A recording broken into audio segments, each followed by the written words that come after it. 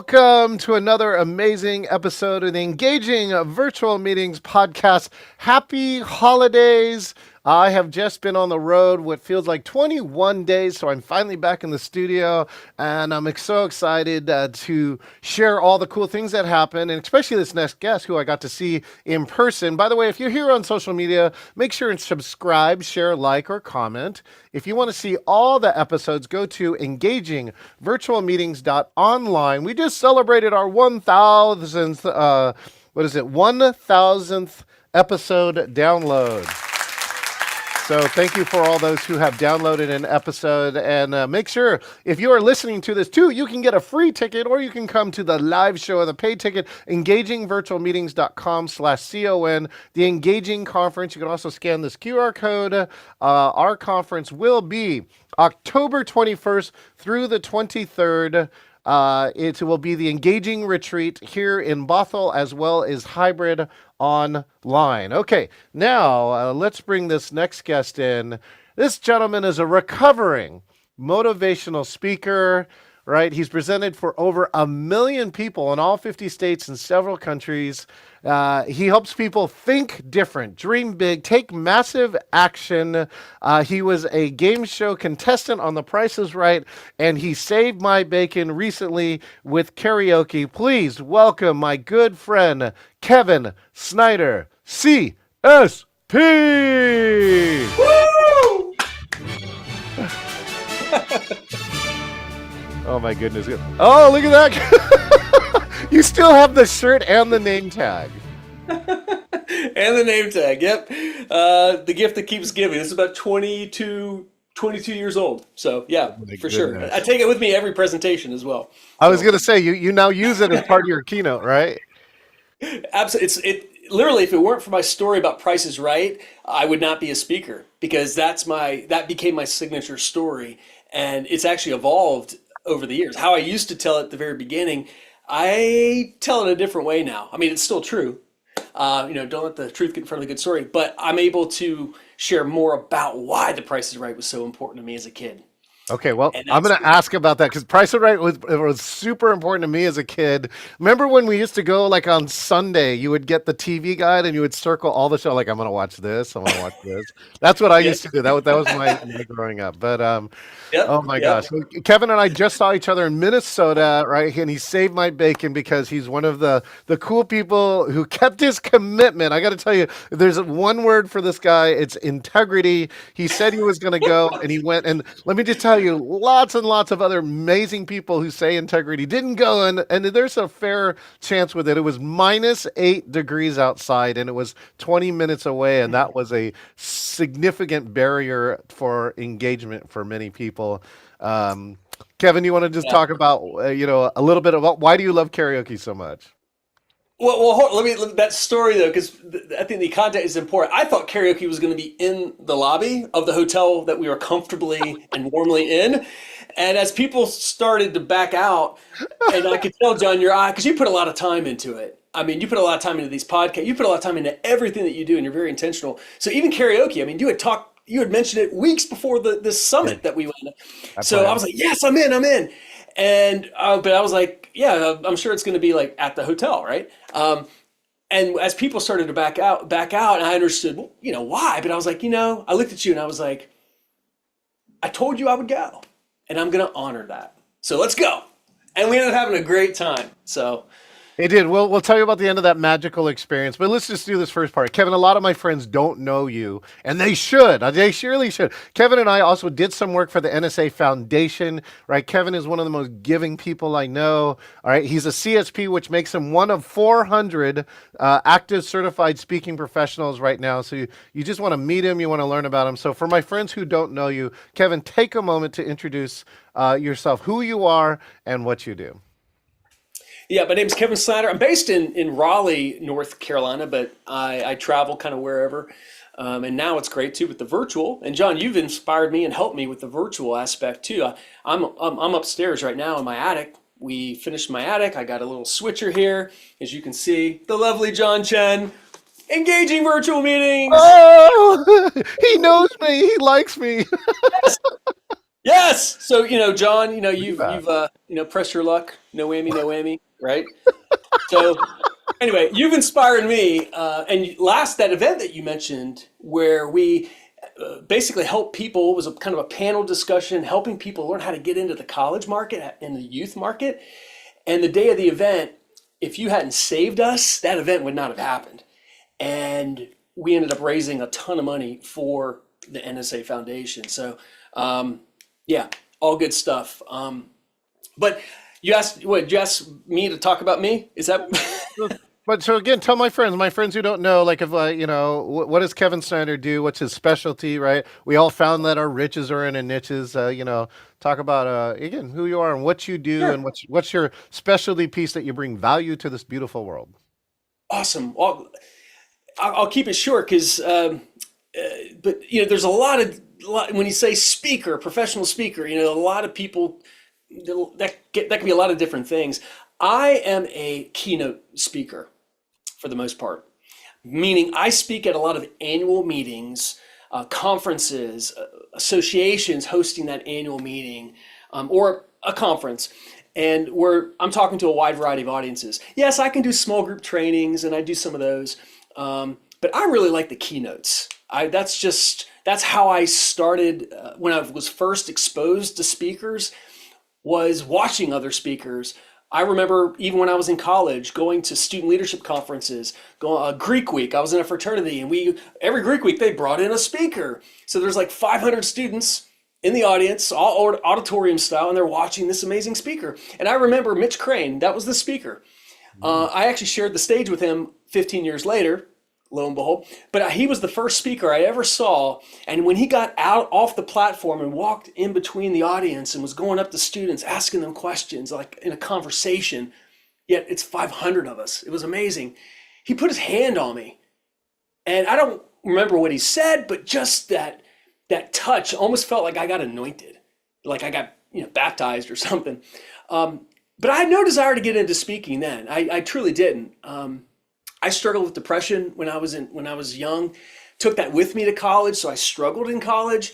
And my senior year, I realized because I had such a transformational experience in college because of the staff and the faculty and just the environment, I knew that I wanted to work at a college campus.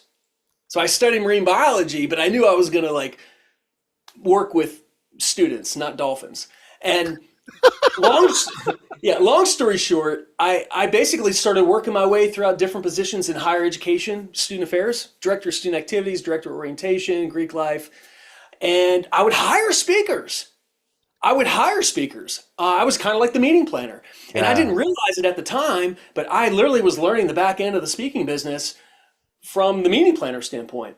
And I Right. hired some really good speakers that motivated me and my students, and I hired some not so great speakers. And that's where I started to develop a simple little workshop. It would grow over time, and I mean years. But I was building belief in myself that I could do this. And it was students, it was my audiences that would come up to me afterward and basically say thank you or tell me their story. And the more and more students that did that, the more and more I realized I actually had a message that was worth hearing that could impact positive change. And that is absolutely where I opened up the idea of speaking, that maybe I could do it, but I never charged because I had a full-time job. And so the first, Right. yeah, so repetition's the mother of skill. If you want to get good at anything, you got to practice. You got to keep doing it. And so I got better and better at it. But again, I never charged. I never wanted to. I truly was in it because I wanted to just help other students. And then what became my game changer was when a student waited in line to chat with me and told me that they had contemplated taking their own life. And Oh. hearing my story of depression and hearing my story gave them hope. And they made a change. They made a choice to change, to get help, and focus on, kind of was like the message of my presentation. And that's where it was like the universe was waiting for me to realize I was ready, or it was time. And that's when I also resigned my job. I was a dean of students at High Point University. I'd made my way up to my dream job. And Whoa. after a year and a half of that, I decided, speaking is calling me. It's You only taken you 15 years, but it's oh, calling me, and I resigned. You might love this quote from I don't know if you know Joseph McClendon III is like one of Tony Robbins' right hand people, right? The two of them have been doing programs forever, and he gave me this great quote. He goes, "Sometimes when you don't find your dream, you find your destiny." Ooh, Right? And sometimes, like in absolutely. your case, sometimes you find your dream and you find out your dream is not your destiny. Absolutely. It's something else is your destiny, right? But you had to achieve that dream to figure out that this next thing was your thing, right? Absolutely. And I'll be honest, man, I'm still connecting dots. I mean, that when I resigned, it was January 2nd of 2012. Yeah. People that knew me a little bit but didn't know my full story, they thought I was crazy. Um, they were like, "You're leaving your dream job? Like the job that you've always said you wanted? You're 33 years old and you're a dean of students and you're." And I just said I feel like I'm called for something greater rather than just one campus. I think I'm inspired to go speak at campuses all across the country. Well, And when I went full time, yeah.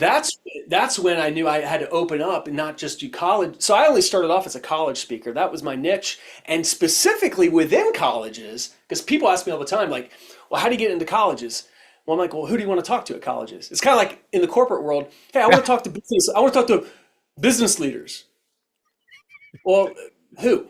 Like, Yeah, what there's types like of 50, business yeah, there's leaders? 50 categories there too, right? Yeah, the sky's blue. It's like, hey, I want to eat fish. Well, what kind? You know, it's like so students within the college market. I mean, is it fraternity sorority students? Is it first year students? Is it seniors?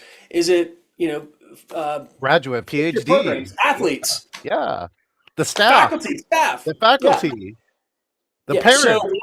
yep, absolutely. And so when I opened up to and I hired a coach, got involved with Toastmasters, got involved with NSA, and I treated it like a business. And I think that's a big thing for anyone. Mm. It's okay if you have a hobby, you enjoy doing something, great.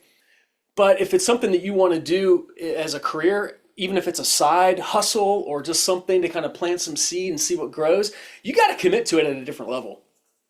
And when I resigned High Point, I burned the boat. I mean, I literally, my boat sailed into this island. I burned it. There was no retreat. I mean, I literally remember on my knees one day when I was, the day before I was putting my resignation letter in, Mhm. and I literally, and this is stuff I've never really said publicly. Um, so I don't know why the Spirit's moving me to share it with you, but I think there's somebody listening to this right now or watching this is like, yeah, that's me right now. Like, and I hope that's actually what happens is because here we are, it's around the holiday and there's a perfect time for reflection. Am I Reflection, yeah, happy? New Is Year's. this is this the will that the universe or God or whomever is, if someone's spiritual or not, but like, think about what your purpose is. Yeah. And I tell you, I took a, I took a huge risk, but I got on my knees one day and I was like, I know that what I'm doing now is not my destiny. It's gotten me to where I am, but I wouldn't feel the calling for speaking if this was my destiny. I feel the destiny is actually the speaking. And I said, look, and I remember talking to God out loud. I was like, look, I'll be the most educated bartender, with a doctorate degree, but I was like, I've always wanted to be a bartender. And within 6 months, dude, I had the one keynote that I had been shooting for years. Mhm. Boom, they called me. I Oh, mean, I had my coach. I hired a coach who helped me with it. I mean, I pulled money out of my 401k to hire the coach too. I mean, I was like, I'm not recommending that. Talk to your CPA, your advisor. But like, I did some stuff that I just was like, there, there's no room for failure. And here I am, you and I both CSPs. We're, respectfully, we all put our pants on and shoes the same way. But like, there's a certain level of speaking now that I'm at, and I'm happy for it. So, yeah. For those who don't know, too, the certified speaking professional is a like 4 or 5 stage process, and it's a serious thing. And so that's at least one thing that NSA has taught me is that it's significant. You can't walk into the speaking world and just become a CSP, right? You have to earn it. Right? It's like you can't walk up to Mount Rainier and get to the summit you got to earn, you got to take all the steps, right? And if you didn't train, you won't make all the steps. It's pretty significant. It's pretty significant. So, Kevin, I want to go back to this calling part because, I've given a lot of talks too, and I have had the same experience, right? I gave up a cushy job at Microsoft, all right? It was very lucrative. It was very powerful. It's all those things, and I totally got called to do something else. I got called, and I just want to see if you dig into a little bit, Kevin. For those who are thinking about it, or like, the worst part is that you got called at one stage in your lifetime and you ignored it. Because that's even worse. Like if you never get called, okay, that's fine, right? It's almost easier in this world to be ignorant, right, than to be educated and then but not do it. Yeah. And so I just kind of curious, like, what were some of the real corporate? Like, how do you know that you got called? All right, that's many people have asked me, and I'm just curious what Kevin Snyder's answer is. It's some of it's explainable and some of it's not. It's like I remember going talking to a counselor about it Mm, because a counsel when I was 12 years old and diagnosed with a depression, the two reasons I'm alive today are number one, the unconditional love from my mom and my dad, yeah. and then two, professional counseling. And this was the 80s. I mean, the 80s. The doctor literally looked at me and said, "We've never treated an adolescent boy with depression. We're not really sure what to do." It I was mean, really that unknown at that time. Like absolutely. nobody knew what And to do. Okay. and to take it even another onion level deeper, I was also diagnosed with an eating disorder. And the doctor literally said to me and my mom, or no, he said it to my mom as if I wasn't even in the room. He says, we didn't even think eating disorders could happen in boys. We thought it was only something with girls. So, to your point, John, have we come a long way? Yeah, but we still have a long way to go, and we always will. No one's immune from mental health, and so now what's interesting too is I did a TEDx talk about a year and a half ago where I opened up for the very first time publicly about all of this, and that was the purpose of the TEDx talk. The theme was body, mind, and soul, and I just felt it was time because people know me as a motivational speaker. I kind of run on stages, kind of like how I ran in for this, podcast, like, I've got "Don't Stop Believing" playing the music, and rah rah, and setting the tone. But then 5 minutes in, I'm letting people know, hey, "Don't Stop Believing" is not only the number one song of all time, it's also the number one determinant of our success. To believe in ourselves. And I know how difficult that is because everything I share with you today, I struggle with at times. But there's tools I have in my mental toolbox that I pull out, and I'm going to share those with you today. Right? So that's kind of how I set all that up in my program. But I want people to know who know me, whether it's one on one or in a presentation setting, I want them to know that I truly want to help. Because there's a lot of pain. But Yes. catch this, and here's part of my message is, but when our belief is stronger than our doubt, we're unstoppable. When our resilience is stronger than adversity, because we all have adversity, we're unstoppable. Anything's possible. And sometimes people just need that reminder. But they also need to be equipped with some tools on how to think better, how to change the station. I mean, if we're listening to a song on the radio that we don't like, what are we going to do? We're going to change the station. Well, guess what? We can do that with our minds. Just because we have, and this is what my counselor told me that changed my life. I didn't realize it then. It's about awareness. She goes, look, just because you have a negative thought, Kevin, doesn't mean you have to agree with it. And that's like that was a revolution at that time, right? Yeah. And it saved my life. So I wrote a book called Think Differently. Ironically, I have one here. Oh, no, but like, and I do free downloads all the time on my website. Go to my website now and get a free download of this. But I literally have a quote in the front of the book that says, "My thinking was the problem until I discovered how to make it the solution." Right? And I'm still reminded my wife a couple months ago. She's like, "Honey, why don't you take the afternoon off and reread chapter 2 of your book?" Oh, this was wifely advice time. Yeah, and that chapter is called "Think Differently" for a reason. So that's the "Think Differently" chapter in "Think Differently." So, but no, I mean, we're, at least for me. I mean, I'm a work in progress. I, it's like goals are like highways. They lead you to a destination, but they're always under construction. You know, um, so Yeah. yeah. Well, I want to give you a shout out. My very good NSA friend Molly Chen just chatted us on Facebook and said, "Kevin, your book inspired me." Oh, well, hey, tell her to put her address in there. I'll mail her another one. I'll sign it, and I'll double the value. There you go, Molly. There I we mean go. it, Molly.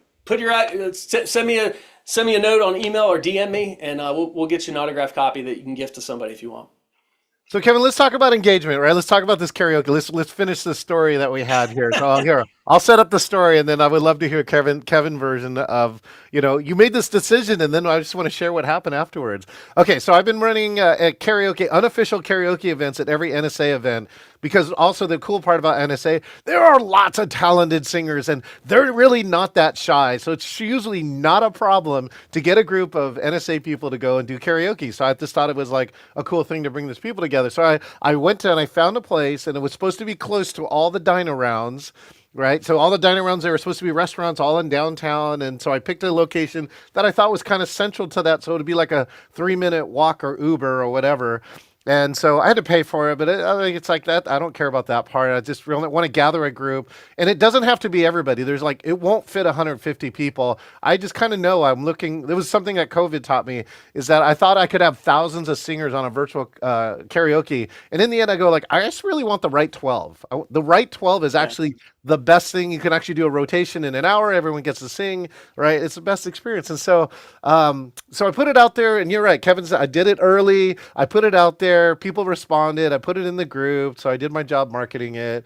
And I even had flyers at the event, and then these things happen, right? Minnesota goes through like one of the weather patterns of all time, -8. Like even the Minnesotans are saying it's cold, and that's a lot. I love. What was it? James Robolata's joke was when Celsius and Fahrenheit meet, you have a problem. That's true. So everyone dropped out like flies, right? But there's only two people who say yes, Brett and you, Kevin. Brett and you were on the fence. I saw you vacillating, and I really did my part on my side to said I'm not going to force anybody to do anything they don't want to do. That's just who I am. I just really don't want to. I just Yeah. always give people a choice or whatever. And so Kevin, I saw Kevin vacillate about this decision, and then he made his decision. So why don't you take it from here, Kevin?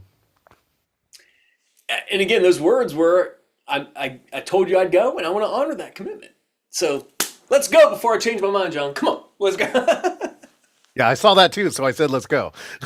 Yeah, yeah. And then what happened? So, well, we went, right. Are you want me to go into the story here? No, Or I want you to close the story from your perspective.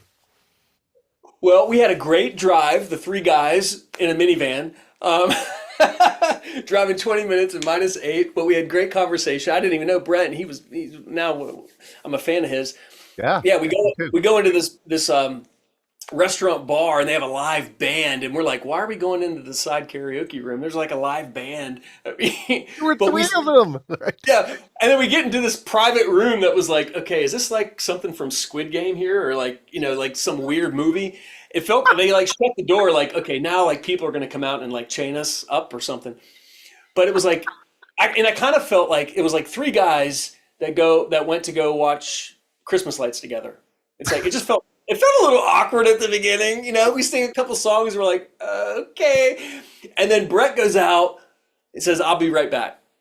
He comes back 5 minutes later, and he brings like 10 girls with him, and a couple of them had boyfriends, but like this party just comes in, and they're like they had been out a while, dressed up, half of them. Somebody's yes, I don't know what occasion it was, but we ended up having a blast, and yeah, it was amazing.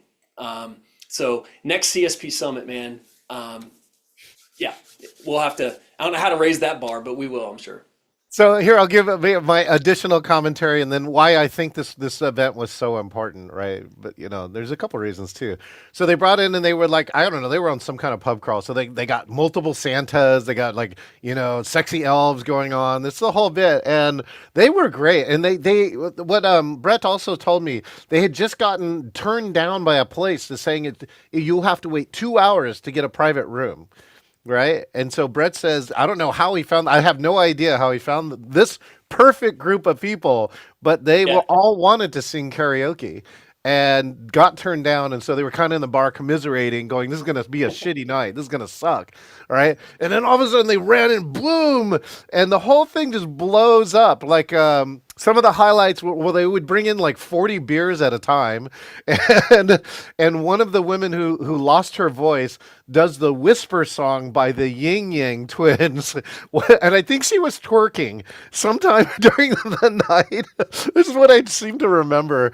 But you know what? It's just like we all kind of bonded together. It was a great singing night. They had amazing singers there. We did all sorts of different songs, some duets, right? That I thought, and ultimately, this is a thing I hope that great speakers do, that great people do, right? They take what could be what the most weirdest, awkward, terrible, very well could have been like a disaster event, and just like literally transformed it. Transformed. Yeah. By the end of the night, everyone universally, including the group that came in, said this was the best night ever.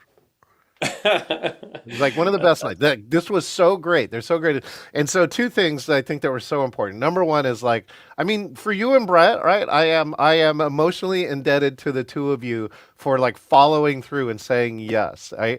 Because like here's something. Like I asked people to climb Mount Rainier with me as one of the first things I did in my new job.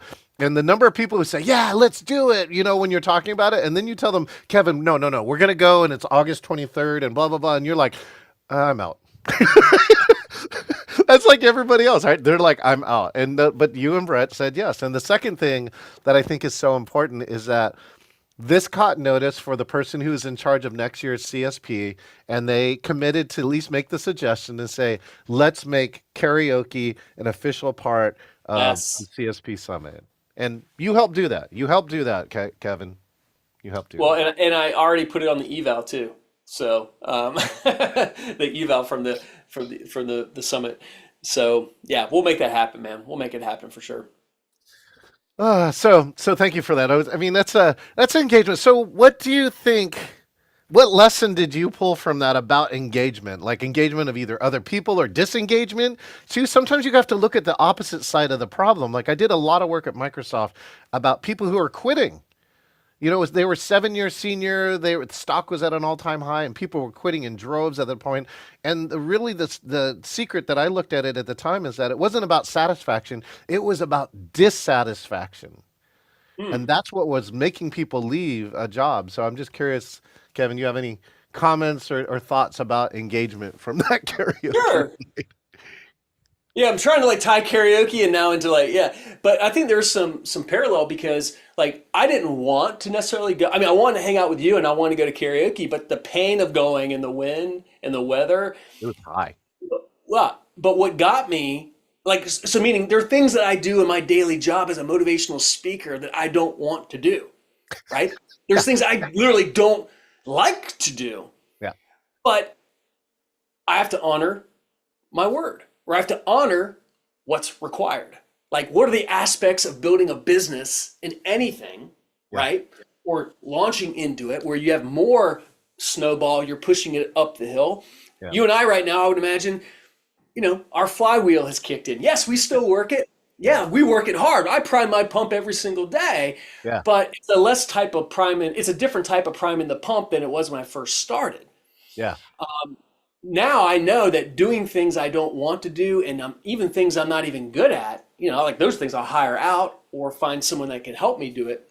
yeah, Um, like, yeah, you honor it.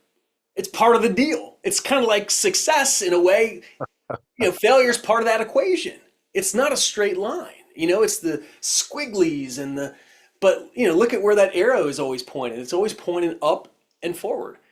So I guess, yeah, I mean, a lot of parallels absolutely with engagement. I mean, I think people, and that's a topic that every industry struggles with. The whole term of quiet quitting and how do I get my members more engaged. yeah, Like one of my favorite stories, and this story because where you live, the Pike Place Fish Market. yeah. Where they throw the fish. And I share that story because I have a personal connection to it. I tell people about the story. Most, I'd say half and maybe a third of my audiences, like people, if there's 100, let's say there's 100 people in the room to make math easy, probably a third of them have heard of it. And then I walk them through, I give them the context of that it was a struggling fish market. Then one manager came in, inspired his team to think outside the box, to think different, blah, blah, blah. What do? they threw the fish, and then I've got some slides, and I carry with me. Oh, it's right here. Hold on. Cue the prop.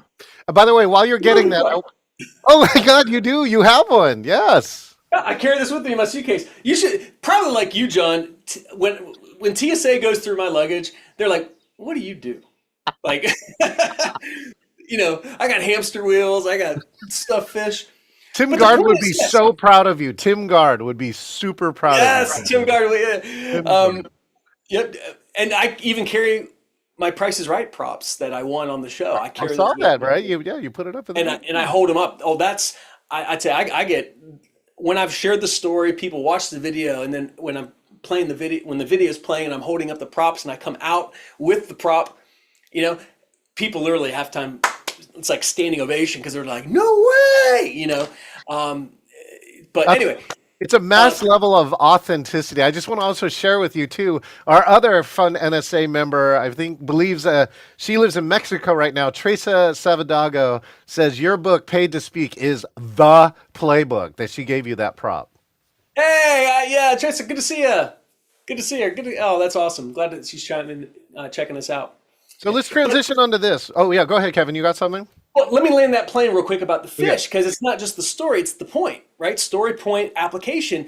Yeah. And yeah, they got their team to think different. They threw the fish. They became world famous. But no, it's more than that. They found a way to engage their team, and the team found ways to engage not just the customer, but the potential customer to create a raving fan.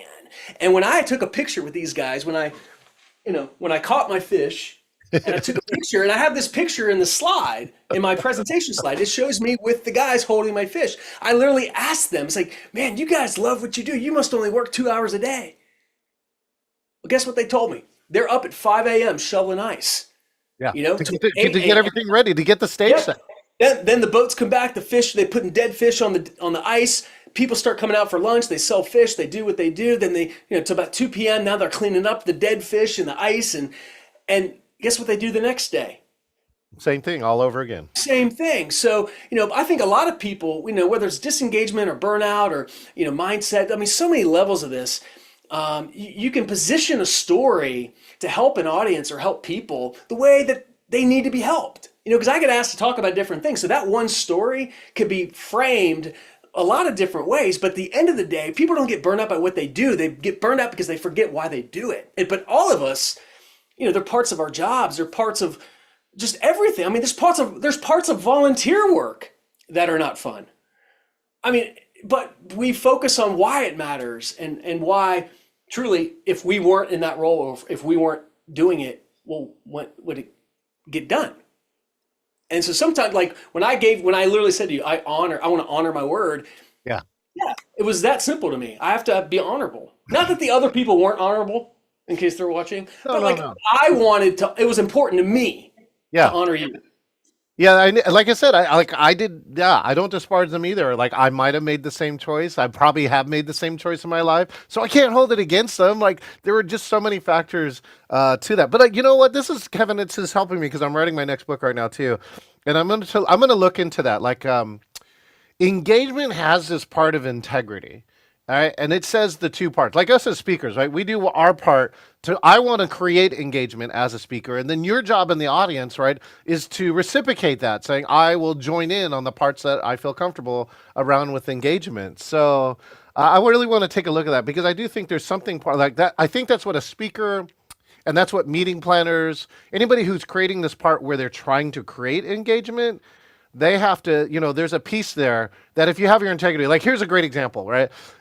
You put this great corporate social responsibility program to do something and the CEO doesn't show up. She doesn't show up, right? He or she. And that like that miss in integrity tells other people to don't engage, right? If it's not important enough for the CEO who's paying for the event and should be here and showing the way, right? Then maybe I should tune out too. So, oh, I love this part. Geez, Kevin, our time flew by. So I'm going to do something really cool with you. I've been working on this part. This is called the speed round. The speed round. All right. Uh-oh. So the All right. speed round. The speed round says I'm going to ask you a bunch of questions, and you just got to try to answer them as fast as possible, and then Okay. maybe we'll make some funny sounds like this. Okay, great. All right, are you ready for this, Kevin? Hit me, hit me. Okay, best engagement tip, Kevin.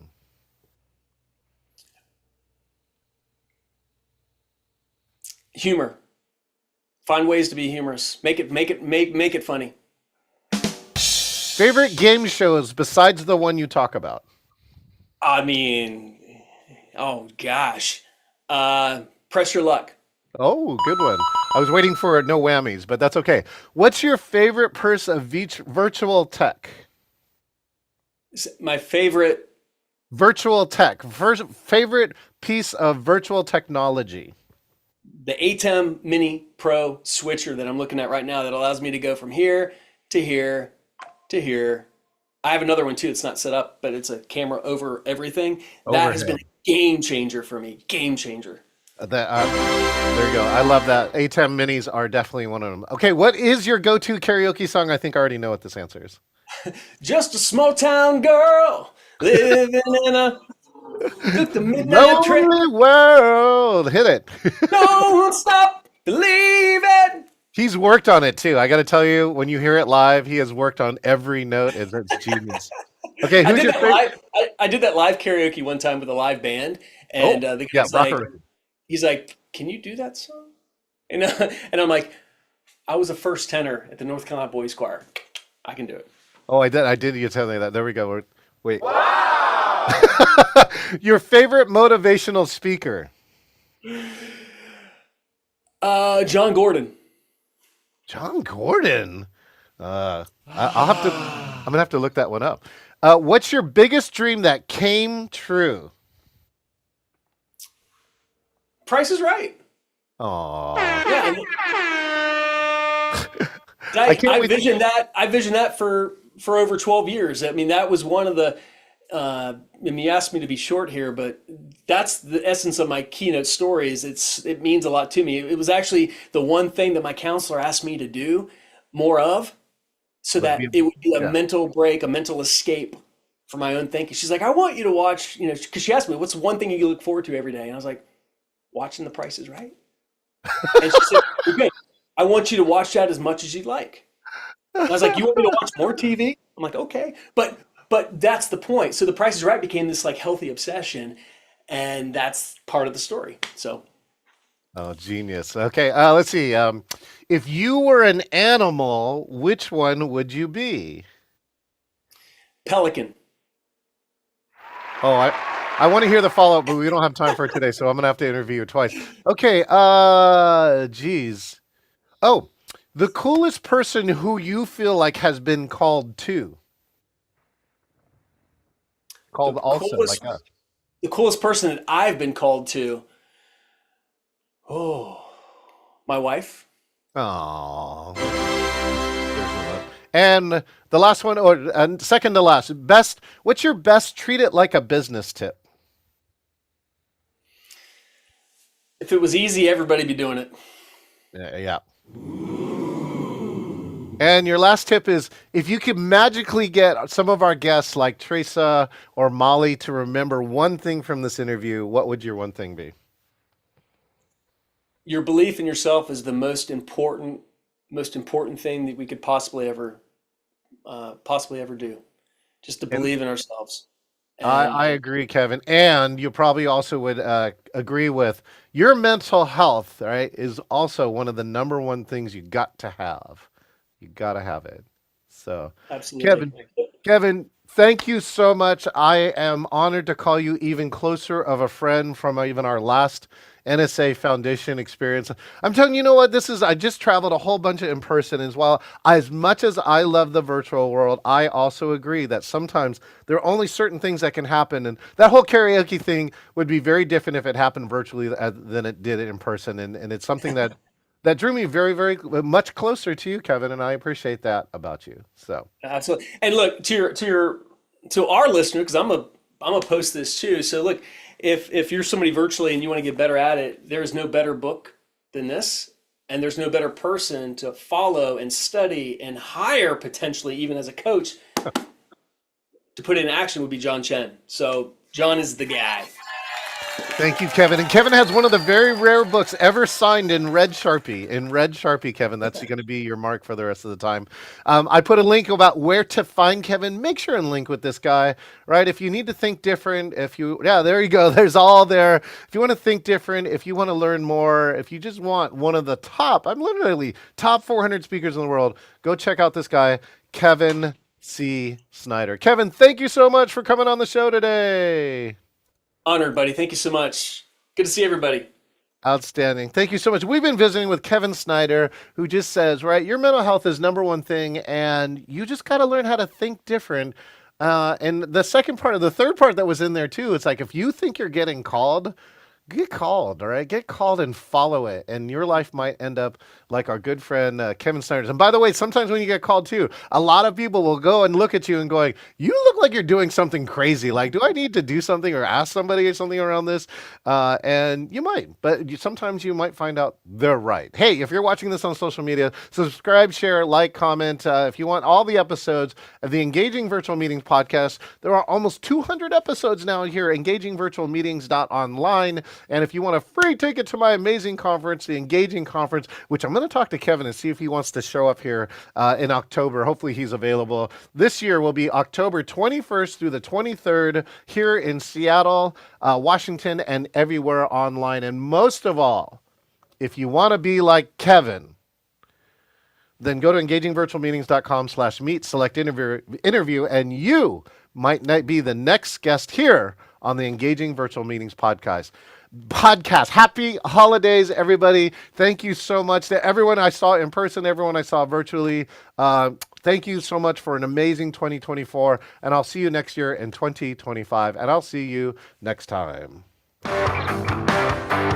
Don't we start people and keep old people? Show you got heart.